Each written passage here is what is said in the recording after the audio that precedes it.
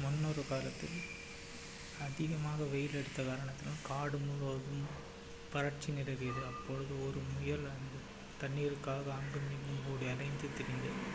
அப்பொழுது ஒரு சிறிய கிணற்றை பார்த்தது.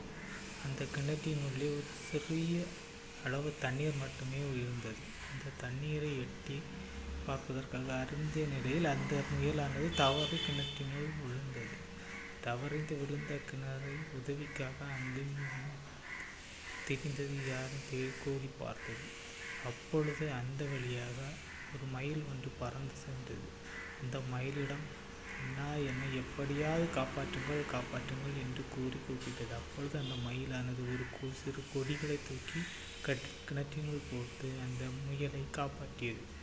அப்பொழுதுதான் அந்த முயல் ஒரு விஷயத்தை புரிந்து கொண்டது. எந்த விஷயம் செய்தாலும் நன்கு யோசித்து செய்ய வேண்டும் என்று புரிந்து உணர்ந்து கொண்டது.